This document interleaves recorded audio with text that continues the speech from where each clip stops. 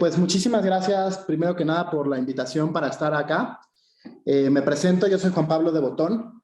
Yo soy licenciado en Economía por el CIDE. Hice un intercambio en la Universidad de California en Los Ángeles. Actualmente me desempeño como director general de Nacional Financiera y el Banco Nacional de Comercio Exterior. Tuve la fortuna y también me dieron la oportunidad y la responsabilidad para ser pues el director más joven en la historia de la banca de desarrollo. Entonces, pues estoy tomando eso con toda responsabilidad y con muchísimo gusto. Y un poco la perspectiva que yo les quiero compartir es más que puramente académica, un poco a partir de la parte profesional. Y yo como he visto pues que ha sido importante para mi trayectoria el conocer matemáticas y cómo eso ha sido relevante en las varias cosas que he emprendido, ¿no? Entonces, en ese sentido y no ningún otro, es que les voy a platicar un poquito de mi trayectoria. Ahí en el CIDE, pues la formación es un poco más académica, tiene un background importante de matemáticas. Ahí tuve la oportunidad de tener maestros extraordinarios como lo fueron Raciel y Félix, que fue quien me invitó a este encuentro. La verdad, yo creo que mucho de lo que he podido lograr se lo debo a esas clases que yo tuve ahí en el CIDE. Yo empecé trabajando en la Secretaría de Hacienda, me dedicaba a hacer los pronósticos macro en la unidad de planeación y la parte de finanzas públicas, que tenía que ver pues con llevar el presupuesto al Congreso, también a recibir inversionistas, el examen de la OCDE, también la evaluación que hace el Fondo Monetario cada año a través del artículo cuarto, pronósticos en general pues, de las variables económicas de coyuntura, análisis de datos, ¿no?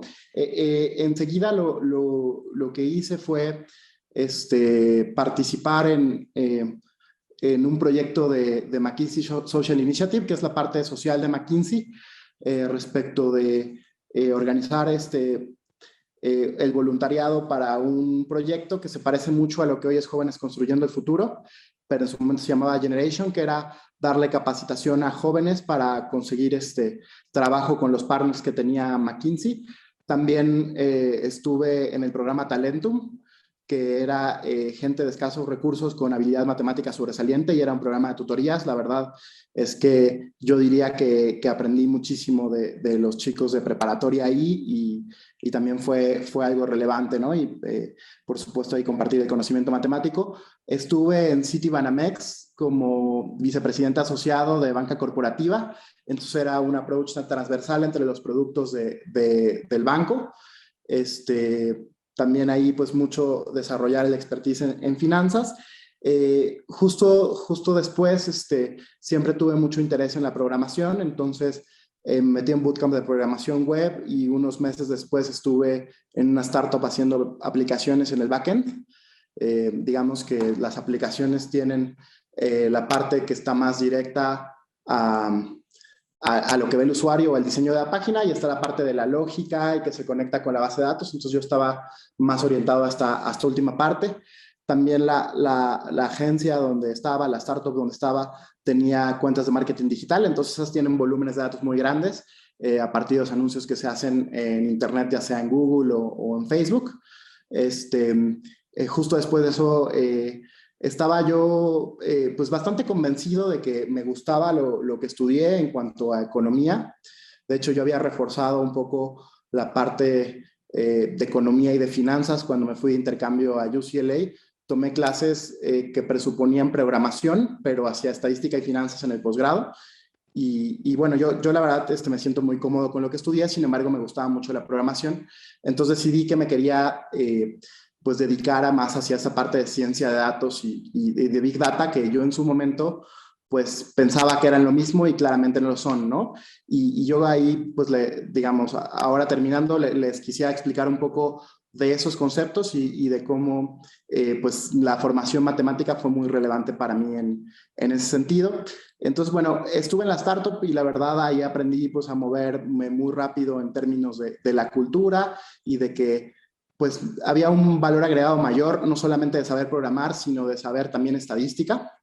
Entonces, quería yo seguirme formando en la parte de ciencia de datos y no encontré cursos que me gustaran, digamos, para subir el nivel. Encontraba puros de nivel básico y el nivel básico, pues no tan buena formación desde mi punto de vista. Entonces, decidí emprender y dar yo los cursos. Entonces, estuve dando capacitaciones en dos sentidos. En un sentido de ciencia de datos, un poco primero como la parte introductoria, luego toda la parte de generación de base de datos, scrapping y otras cosas, y después hacia la parte de machine learning y dashboards interactivos. Eso era un poco el path que yo manejaba, y me asocié con el arquitecto de Big Data de BBVA, que él daba el track de Big Data, ¿no? Mucho más eh, hacia la paralización del cómputo y el manejo de infraestructura. Ahí tuvimos tanto temas de capacitación, que me tocó darle capacitación a la gente del Banco de México cuando compraron su infraestructura de Big Data. No significa que no manejen ya un montón de datos en bases de datos de Oracle, pero en su momento no tenían de esta tecnología nueva de cómputo paralelo. Entonces ahí estuvimos dando capacitación y también consultoría.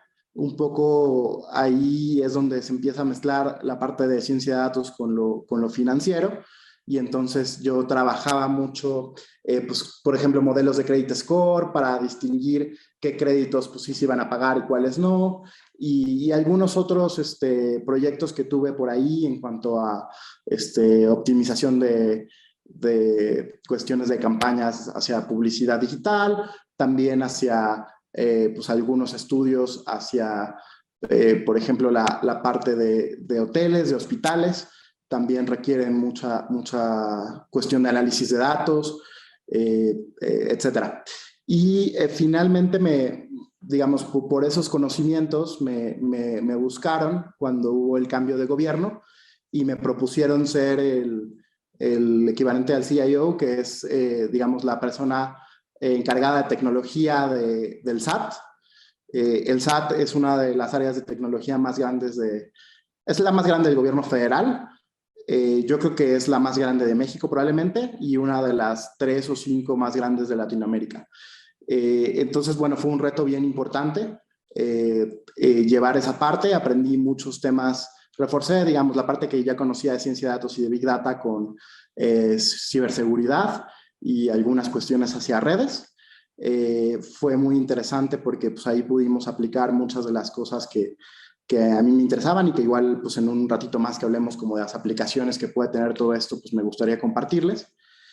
Y pues enseguida ahí fue muy importante pues el área de ciencia de datos que creamos. También creamos un área de ingeniería de datos en mi área. Yo reportaba directamente a la jefa del SAT y pues nos ayudó mucho a cumplir algunos retos, ¿no? El año pasado, cayendo 8% de la economía, logramos que la recaudación creciera inclusive, y fue mucho por estos modelos asertivos de datos, tanto hacia los temas de auditoría, para ver quién se estaba, digamos, no comportando bien fiscalmente y poder auditarlo, como también temas de facilitación, ¿no? Me tocó mucho hacer el rellenado de las declaraciones anuales de personas físicas y de personas morales, y pues a mí me puso muy contento saber que de las propuestas que hacíamos, 92% de la gente las aceptaba como venían, ¿no?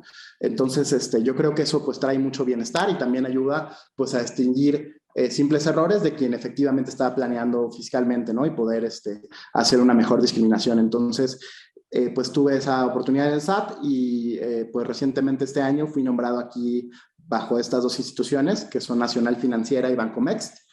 Son dos bancos de desarrollo. Se rigen exactamente igual como se rige la banca comercial. De hecho, juntos serían equivalentes al tercer o cuarto banco comercial más grande de México, digamos solo después de BBVA y tal vez de Santander. Entonces, son dos instituciones importantes. Nada más para referencia, Bancomext se dedica, además del desarrollo económico del país, a lo que tiene que ver con las exportaciones y lo que genera divisas, como el turismo. Y Nacional Financiera tiene que ver más con todo lo que tiene que ver con el crédito PYME, y bueno, trabajamos muchos proyectos de energías limpias y de otras cuestiones, ¿no? Entonces, bueno, es un poco respecto de mi trayectoria. Y bueno, decir que a lo largo de mi trayectoria fue muy importante el tema de las matemáticas, y las matemáticas vistas no solo como una cuestión de las fórmulas, porque, bueno, a final de cuentas yo creo que las fórmulas, tal vez tan rápido como se aprenden, se pueden olvidar, si no se ven como un par de cuestiones que a mí me gustaría compartir desde mi experiencia, ¿no? Por supuesto que alguien puede tener una opinión distinta a la mía. Yo las veo como un ejercicio creativo en términos de tratar de buscar una solución a un problema, y yo aprendí mucho de mis profesores, de Félix, que el problema se podía atacar desde muchas partes, desde una parte visual, desde una parte analítica, desde pues un conocimiento distinto, desde el contraejemplo, y la verdad es que eso ha sido útil pues en toda la trayectoria, y también pues una ampliación de pensamiento en cuanto a tener otros conceptos, y conceptos que a veces yo pude aprender en matemáticas me han servido en general, ¿no? Desde cuestiones tan simples como la derivada y la convexidad, concavidad, son cuestiones relevantes que yo veo en los créditos, tanto en el interés compuesto como en otras cuestiones, ¿no? Que son relevantes para la reestructuración financiera, incluso durante esta crisis, ¿no? Del COVID. Entonces, bueno, para mí esa formación matemática pues es algo que me ha permitido pues aumentar mucho la capacidad analítica, que es algo que ha sido la constante en todos los lugares en los que he estado. Y yo creo que al final de cuentas, para mí fueron muy relevantes pues para mis áreas de especialización, que son tanto finanzas como la parte de ciencia de datos y de Big Data. Y me gustaría pues aprovechar y ser congruente con esto que les digo de tener conceptos y de entenderlos, pues para explicar como algunos de los conceptos que me parecen más relevantes en cuanto a estos campos, y inmediatamente después podemos hablar un poco de las aplicaciones. Voy a tratar de ser pues muy conciso en lo que voy explicando en términos de que alcancemos a cubrir, y también de poder tener tiempo para sus preguntas, que me parecen pues por demás valiosas, ¿no? Si se tratara solamente de yo escuchándome a mí mismo, pues no estaré acá. Entonces me interesa mucho pues saber en qué aspectos les gustaría profundizar o comentar, ¿no? Entonces, digamos, habiendo dicho esto y digamos, las matemáticas ha sido una base muy importante para mí, pues me gustaría platicar un poco del concepto de ciencia de datos, ¿no? Ciencia de datos ya no es una cuestión tan nueva como lo era hace algunos años. Sin embargo, sí es un campo que está en formación. No existe todavía, desde mi punto de vista, una definición en la que todo el mundo esté tan claro respecto de qué es la ciencia de datos, pues digamos, formalmente. Yo creo que se habla desde un par de perspectivas, y en ese sentido, pues yo no diría que hay una definición correcta todavía tal vez, pero sí hay definiciones que son más funcionales en términos de que nos ayudan un poco más a explicar qué cosa sí es y cómo poder usarla, ¿no? Entonces, pues hay una definición que yo creo que muchos han escuchado en cuanto a un diagrama de Venn, en el cual básicamente hay como tres circulitos, en el cual uno espera que en la intersección de esos tres círculos se encuentre la ciencia de datos. Entonces, básicamente, estos círculos o estas habilidades que se considera se requieren para la ciencia de datos son tres. En primer lugar, se habla de la tecnología. Y se habla de la tecnología no en cuanto a una tecnología en particular. Por supuesto, yo creo que todo el mundo conoce que los lenguajes de programación como Python o como R, R para referencia viene de un programa que se llamaba S, que era un programa propietario que se hizo en los Bell Laboratories en Estados Unidos, y que estaba hecho, se llama S por Statistics, ¿no? Entonces, bueno, R fue hecho por estadísticos, Python, que es un lenguaje multipropósito, y no se trata solamente de esas tecnologías particulares que se conocen, sino sobre todo de poder conocer un rango de tecnologías, pues que al científico de datos le permite escoger cuál es la más adecuada de acuerdo al problema que quiere resolver. Entonces, yo diría que en ese sentido no es la especialización en un lenguaje en particular, ¿no? Hay científicos de datos que usan mucho C++, por ejemplo, que tiene un performance más importante. Recordemos que Python está hecho sobre C++, ¿no? Digamos, Python está escrito en C++. Entonces, En ese sentido, pues hay una serie de tecnologías que son relevantes y que se van usando para distintas etapas que ahorita vamos a platicar un poco. En la parte, digamos, complementaria en términos de la tecnología es la estadística, que por supuesto, al igual que la programación, pues que se basa en una serie de instrucciones y donde la lógica y ahí la parte de lógica matemática es muy relevante, también en la parte estadística, pues la matemática termina siendo muy importante en tanto a que tú puedas modelar y puedas tomar decisiones que sean generalizables hacia otras cosas, ¿no? Entonces, la parte estadística, pues es una parte súper relevante, digamos que esa sería la segunda del diagrama de Venn, si lo quieren ver así, de las habilidades para ciencia de datos.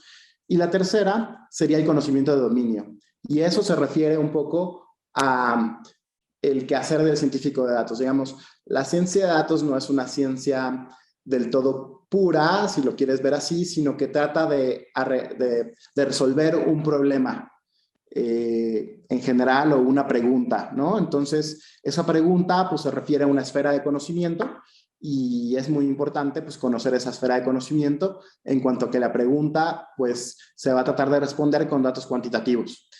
Entonces, es muy importante entender exactamente qué significan esos datos y cómo se interpretan, ¿no?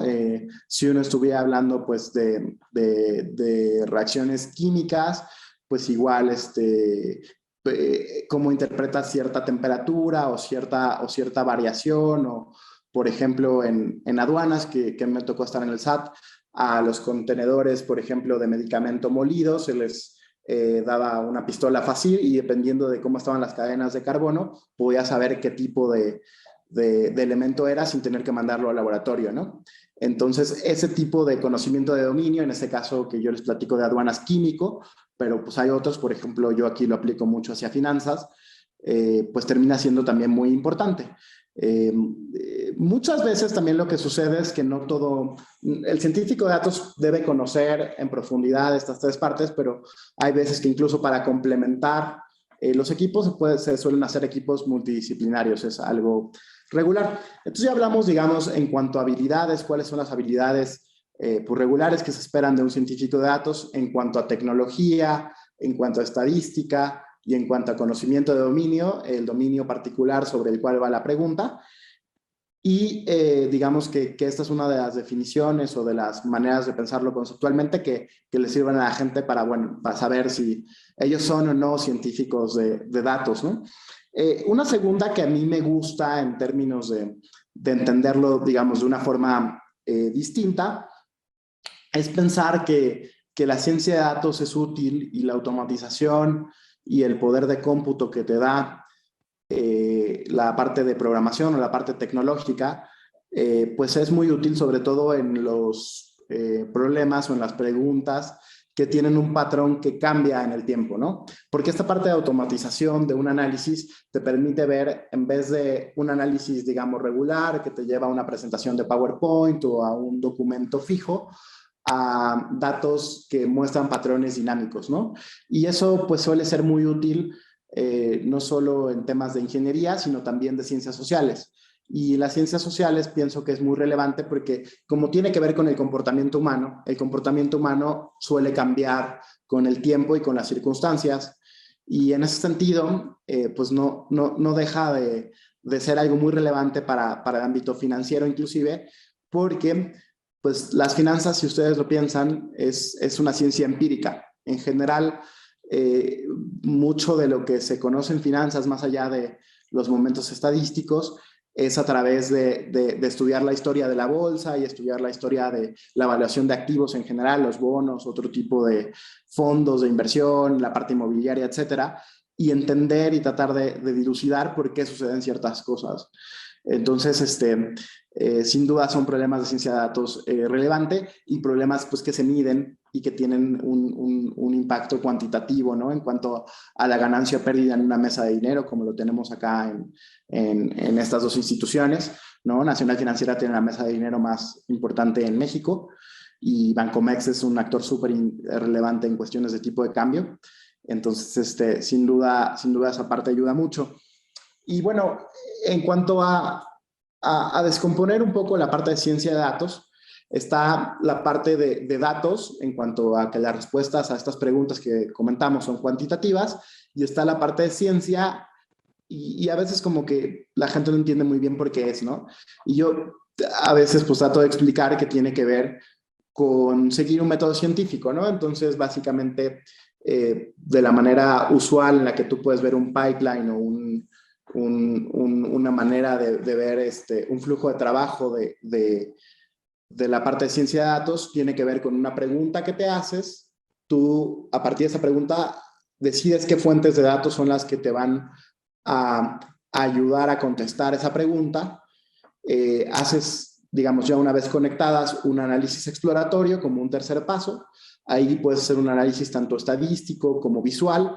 Muchas veces los problemas de ciencia de datos no puedes explorar visualmente como sucede en el Excel las bases de datos, entonces es útil pues organizar cuartiles, ver máximos y mínimos, entender cuántos valores faltantes tienes. Y lo siguiente pues es irse directamente a la parte de la limpieza de datos. Pues cabe decir que en la exploración uno puede ir teniendo una idea preliminar de si tu idea de cómo la realidad está reflejada o no en la medición. Tienes la parte de limpieza, después viene mucho el cruce de bases de datos, y ahí yo creo que es muy importante pues, entender cómo se cruzan y cuál es la llave y el modelo entidad-relación en general, pero es, digamos, esta parte de cruce. Normalmente esta parte de limpieza y esta parte de cruce de base de datos suelen tomar el 80% del tiempo. Después viene el modelado, en términos de que muchas veces, y sobre todo, digamos, cuando no se trata solamente de estadística descriptiva, pues lo que se busca en las cuestiones de ciencia de datos no es solamente replicar la base de datos o conocer la historia, ¿no? Si uno solamente quisiera conocer la historia y creyera que las medidas que se tienen de la historia en la base de datos histórica original o en estas fuentes de datos son completamente correctas, pues entonces no tendrías que hacer mucho más que leer los datos que vienen acá. Pero muchas veces lo que queremos es procesarlos, modelarlos y poder predecir el futuro o poder entender un fenómeno, ¿no? Y en ese sentido buscamos una cosa que se llama generalización. Queremos no captar el ruido, sino efectivamente saber si la acción va a bajar o va a subir, o tener una decisión informada respecto de eso, o el tipo de cambio ante un cambio en la tasa de interés, por ejemplo, de Estados Unidos, qué le pasaría al tipo de cambio en México. Y buscamos modelar ese comportamiento, y por otro lado normalmente se parte la muestra en dos, si uno quiere hacerlo con pura historia, y uno valida que efectivamente ese modelo generalizó bien, u otra forma es modelar con la base de datos histórica y ver en el futuro tus pronósticos, qué tan cerca o lejos estuvieron de hacer esto, ¿no? Se puede hacer con variables continuas, en cuyo caso pues tienes pronósticos continuos, tal cual en términos de que van en el sentido de los números reales, o puedes tener variables de clasificación, en cuyo caso pues estás clasificando si, por ejemplo, un paciente tiene cáncer o no, o si simplemente no el nivel, pero si la acción va a subir o va a bajar a partir de cierto nivel, ¿no? Por ejemplo, cuando tienes un derivado. Por supuesto que ahí las consecuencias de fallar o ganar son distintas, y eso también es algo que tiene que evaluar el científico de datos. Y la última etapa es la etapa del análisis visual y del reporteo, ¿no? En esa etapa, pues básicamente se trata de resumir o de sintetizar la información que uno encontró en toda esta exploración, y que trata de responder la pregunta o de orientar una decisión de negocio o incluso académica pues para entender un poquito más este fenómeno que estuvo estudiando. Entonces esa es la parte que tiene que ver con la ciencia, y los datos pues tienen que ver con que es cuantitativo, y la parte, digamos, en la que esto se separa del análisis normal, porque el análisis de datos normal siempre ha seguido este track, es que tú puedes automatizar los pipelines de datos de tal forma que puedes estar pues no solamente llegando a una presentación como un producto final, sino a un dashboard, por ejemplo, en donde ves una cuestión interactiva en términos de una solución de datos, ¿no? Entonces, bueno, eso es una parte de lo que tiene que ver con ciencia de datos. Muchas veces, y quisiera aprovechar este concepto de ciencia de datos, que tiene que ver con la parte analítica, con la parte, digamos, un poco más cerebral, si lo quieres llamar así, matemática, del análisis cuantitativo, y tratar de ahí de hacer una generalización o un entendimiento mejor del fenómeno. se confunde con otro término completamente distinto, que es el término de Big Data.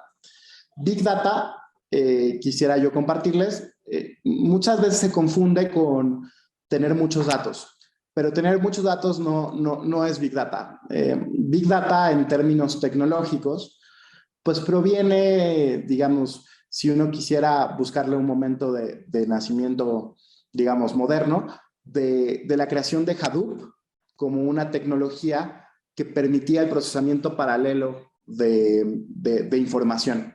¿Y por qué ese procesamiento paralelo fue importante para la tecnología y para el boom tecnológico que vemos hoy? Bueno, eso tiene que ver con el costo de la infraestructura.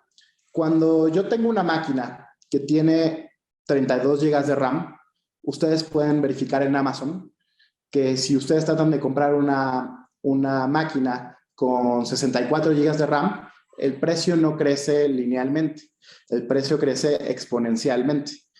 Eso hace que el acceso a grandes infraestructuras de cómputo fuera algo muy caro, ¿no? Y esa es la razón por la cual pues solamente ciertos bancos y ciertas dependencias podían tener acceso a estas maquinotas que la versión de IBM se llamaba mainframes, ¿no? Y que eran carísimos y que implicaban que compraras esta máquina enorme para poder procesar la información.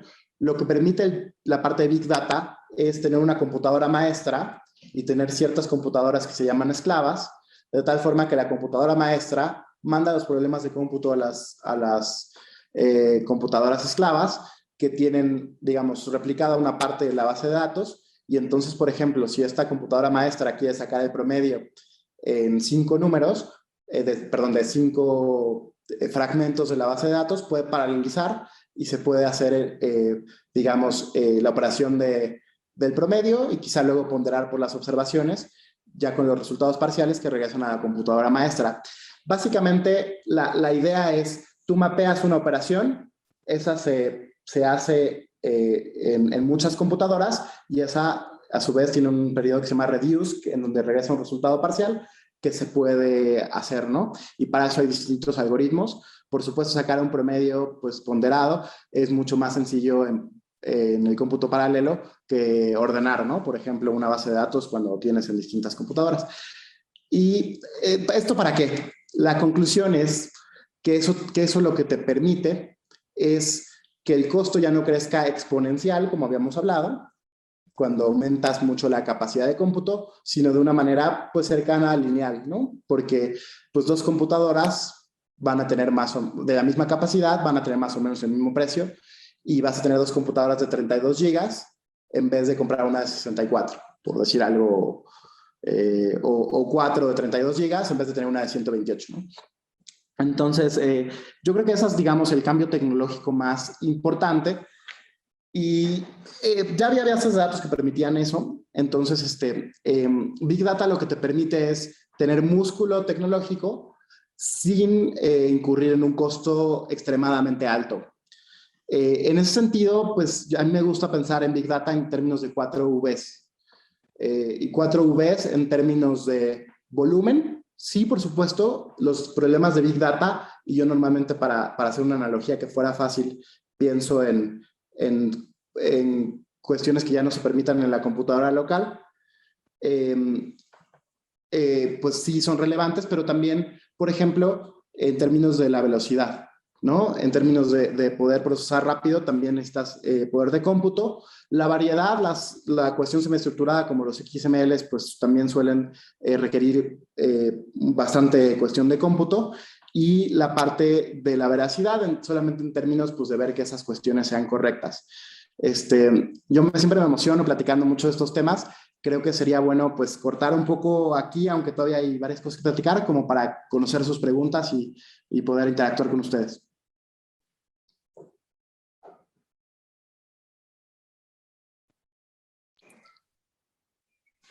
Hola Juan Pablo, bienvenido. Muchísimas gracias por tu puntualidad. Estoy anonadado con tu nivel de cultura que has logrado incrementar desde que te conocí como estudiante en el CIDE. O sea, ahora ya no solamente eres un matemático y un economista, sino ahora ya eres todo un especialista en ciencia de datos. Y al respecto te quiero preguntar, en tu opinión, ¿cómo se debe de formar un científico de datos en México? Es decir, ¿crees que hay alguna ruta en particular? ¿Qué carrera estudiar? Luego, ¿qué maestría? Sin necesidad de salir del país. Yo buscaría una licenciatura, si fuera ese el momento que se está buscando, con un background de matemáticas fuerte. Yo creo que eso siempre va a ayudar y que te desarrolle la curiosidad y la capacidad analítica. No, los científicos de datos no son todos de computer science.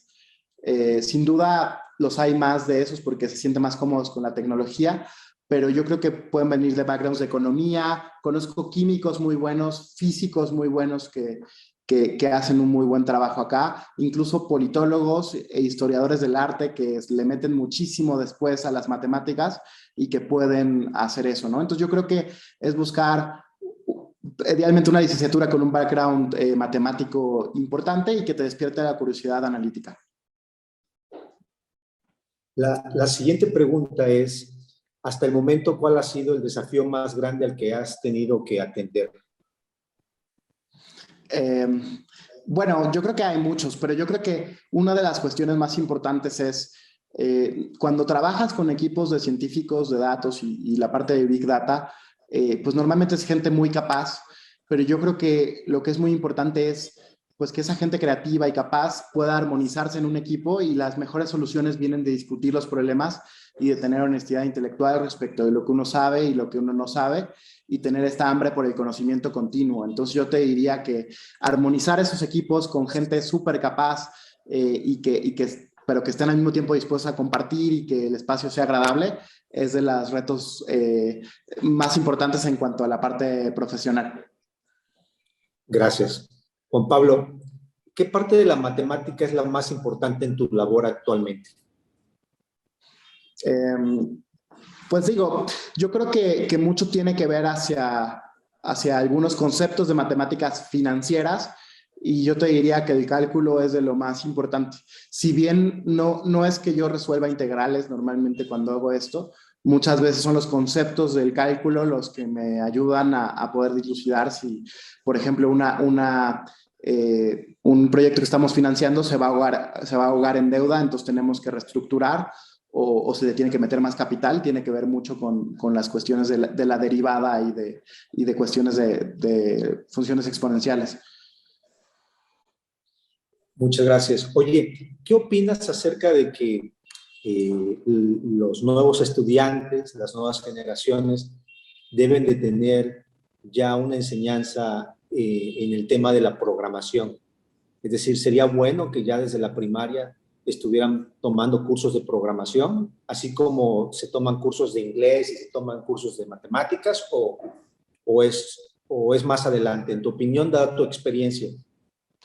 Pues mira, yo estoy convencido de que en la formación se tiene que incluir esta parte tecnológica y quizá es pensarla en dos sentidos, ¿no? En algunos conceptos tecnológicos, yo creo que incluso temas de ciberseguridad son importantes para el día a día. El ciberfraude es una cuestión muy continua y lo platicamos incluso con la Asociación de Bancos y es una cuestión de educación y digamos conceptual. Y hay una parte, digamos, aplicada ya a programar que yo creo que se puede hacer desde niños. Yo cuando daba cursos, tenía un libro intermedio, tenía un libro fácil y luego les dejaba Python for Kids, porque ya hay muchas aplicaciones para que los niños aprendan, ¿no?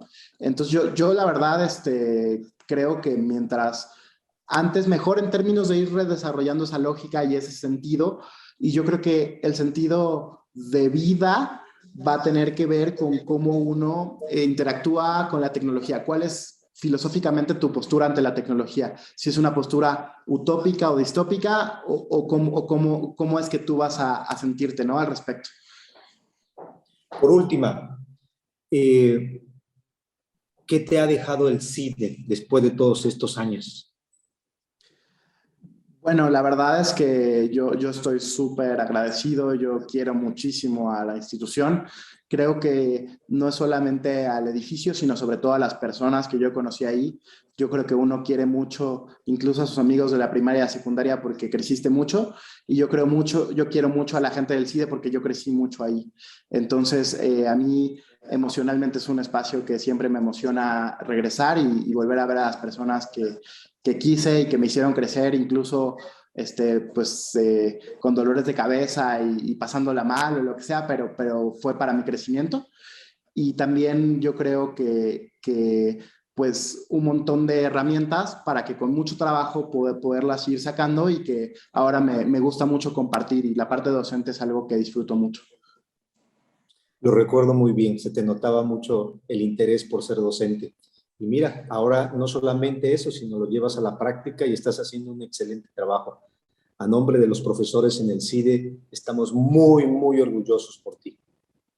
Muchísimas gracias por este espacio. Entendemos que, pues, por tus actividades actuales ha sido muy difícil brindarnos esta opción, pero nos dimos un agasajo. Muchísimas gracias. No, muchísimas gracias, Félix. La verdad es que yo súper contento, y si hubiera más preguntas, si alguien se las quiere, se las respondo después. O sea, de verdad, yo estoy aquí para regresar lo mucho que me dieron. Pues mira, tenemos todavía dos minutos y te puedo decir cuáles son los lenguajes de programación más usados en los mercados financieros. Python, R, Spark. Spark es un framework, pero se usa con Python y con R, y son, yo creo, que los tres más importantes. C++ tal vez. Ok, pues esa es la que teníamos aquí a la mano. Es que traté de responder rápido para ver si eran varias. No, se nos agotó el tiempo, pero muchísimas gracias. No, gracias de corazón a todos ustedes, y qué increíble que estén organizando estos encuentros. La verdad, todo mi reconocimiento para ustedes. Muchísimas gracias. Un abrazo. Adiós. Bye. Bye. Muchísimas gracias al maestro Botton. Muchas gracias, Félix, como siempre, por tu apoyo. Para concluir nuestro encuentro del día de hoy, le cedo la palabra al maestro Vinicio Pérez Fonseca.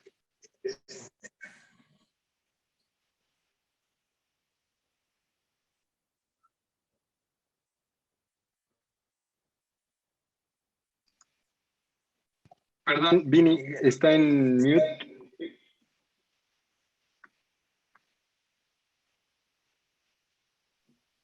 Ok, gracias. Muchas gracias, Lalo. Y llegamos al final de esta edición del encuentro, ¿no? Estamos el 13º encuentro. Yo creo que varios de nosotros podremos experimentar esta frase de cómo ha pasado el tiempo, ¿no? Desde los que estamos cuando esta idea inició. Nuestro agradecimiento a los expositores, al comité organizador. A pesar de la adversidad de lo que representa una pandemia, la tecnología y la gran colaboración de todos los involucrados ha permitido que el encuentro de este año se haya realizado de una gran manera. Como lo mencionaron al principio, no es el primero, llevamos 2 encuentros en este formato de a distancia por las circunstancias, y me parece que se ha demostrado que independientemente de los acontecimientos, siempre se puede llegar a buen puerto. En el contexto de compartir experiencias, que esto también se mencionó al inicio y es muy importante, es el objetivo de estos encuentros, las ponencias de nos han dejado claro, ¿no? Cómo la matemática ayuda a la tecnología.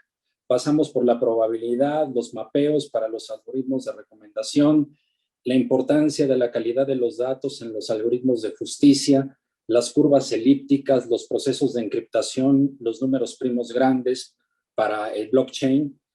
Nuevamente, la relevancia de los datos para detectar los patrones en los clientes en la banca, la matemática y sus procesos de optimización en la industria de la hospitalidad, y finalmente los retos que implementa lo que es el Big Data, ¿no? En las nuevas tecnologías. Creo que hemos tenido una jornada muy completa, muy satisfactoria. La verdad, muchísimas gracias a todos, y simple y sencillamente a esperar el siguiente encuentro. Muchísimas gracias.